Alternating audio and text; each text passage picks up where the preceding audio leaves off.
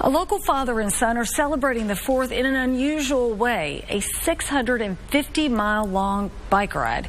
Yesterday, the two hit the Natchez Trace where they'll spend the next week.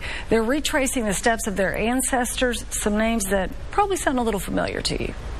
Colonel John Donaldson, Andrew Jackson. They're some of the more significant historical figures in Tennessee history. But for Andrew Dunn and his son Edward, they're also something else. Family. Back in 1780, Colonel John Donaldson, who's one of our ancestors, came to Nashville by riverboat and brought some of the earliest settlers here to a place called the Big Salt Lick, which now is the city of Nashville. As the nation celebrates its 238th birthday, this father and son team will be pedaling their way down the Natchez Trace, all the way to New Orleans.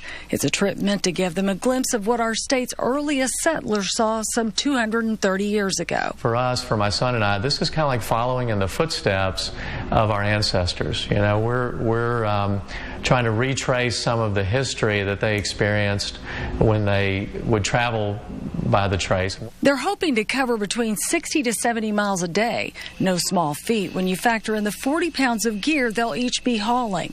Edward's friends thought he was crazy. I said that it was 650 miles and then it was 11 consecutive days on the bike. And they're like, what? Are you serious? And there's even a little scandal mixed in. This is the route Andrew Jackson took when he proposed to Rachel Donaldson.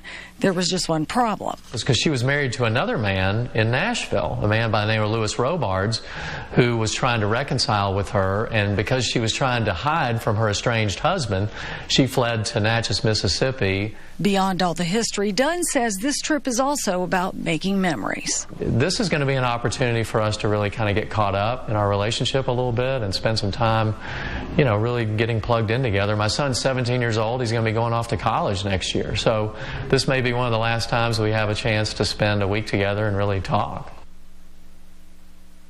To be a senior at Hillsborough High School, and he says he will use this as an opportunity to write a paper on it. So you don't get much better research than that, right? That's a hard route. There's a lot of hills. I know. Well, they were saying that the toughest part is really the southern part of our state. Yeah. And then you hit a certain point, it's flat. It flattens out a little bit, so they'll be able to make some time there. But that's going to be a lot of time. At least the weather's cooperative for it today. The weather's cooperative for 4th of July plans this evening.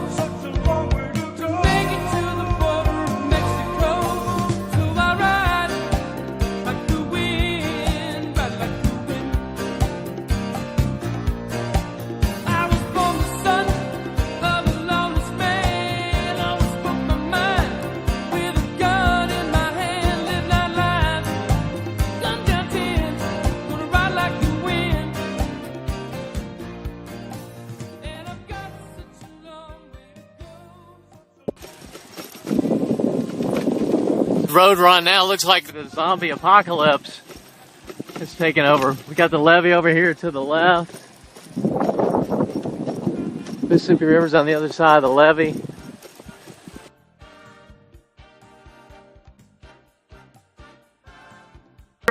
Woo, going over the bridge. Campbell's taking all 4 lanes. Go Campbell! Oh my God, this bridge is so intimidating. It's a behemoth.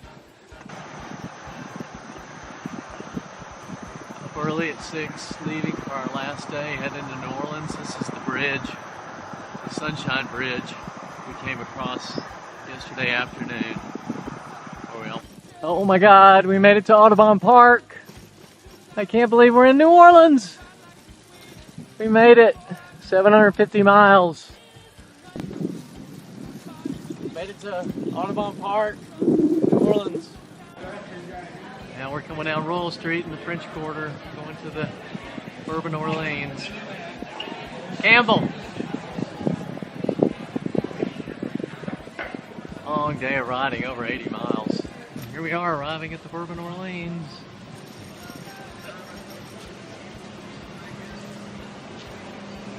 Home sweet home for a couple of days. Yay! A long way to go. Such a long